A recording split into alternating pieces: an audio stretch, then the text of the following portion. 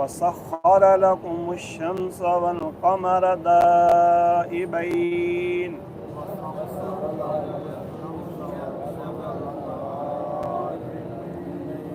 وسخر لكم الليل والنهار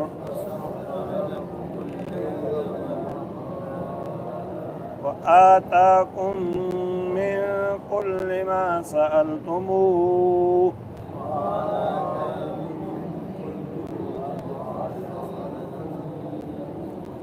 وإن تعدوا نعمة الله لا تحصوها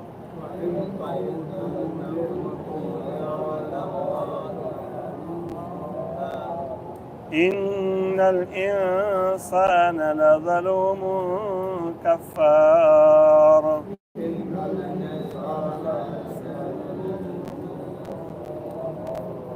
وإذ قال إبراهيم رب اجعل هذا البلد آمنا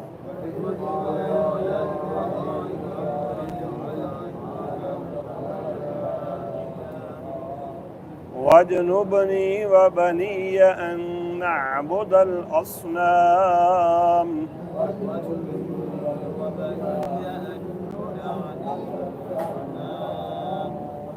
رب إنهن أضللن كثيرا من الناس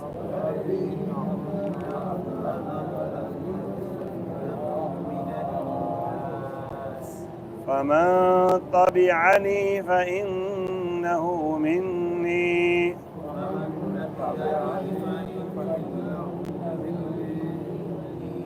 ومن عصاني فإنك غفور رحيم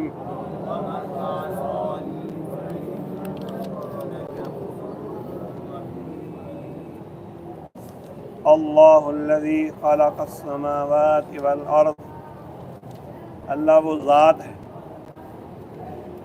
جس نے آسمانوں اور زمین کو پیدا فرمایا۔ سماوات لفظ جمع ہے اور لفظ ارض قرآن نے مفرد استعمال کیا ہے، جبکہ حدیث میں بھی ہے والارضین سبع، 7 زمینیں، 7 ہی آسمان ہیں، 7 ہی زمینیں۔ اللہ ہی ان کی حقیقت اور کنہ کو جانتا ہے۔ وَأَنزَلَ مِنَ السَّمَاءِ مَاءً، جب آپ نے مان پر وقف کرنا ہے نا، 2 حمزے کے اوپر 2 زبریں ہیں نا، ان کو 1 الف کے برابر کھینچ کر پڑھنا ہے، ایسے نہیں پڑھنا من السماء ماء، یہ غلط ہے۔ من السماء ماء، یعنی 2 زبروں کو 1 الف کے برابر کھینچ کے پڑھنا ہے۔ 1 الف کے یہ قائم کام ہے، 2 زبروں کی جگہ پر الف آ جائے گا وقف کی حالت میں۔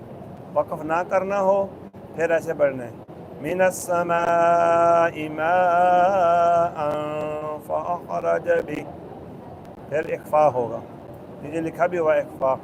اخفاء کا میں نے آواز کو ناک اور غنّے اور اظہار کے بین غنّہ بھی نہیں کرنا، اظہار بھی نہیں کرنا، 50-50۔ اتارا آسمان سے پانی،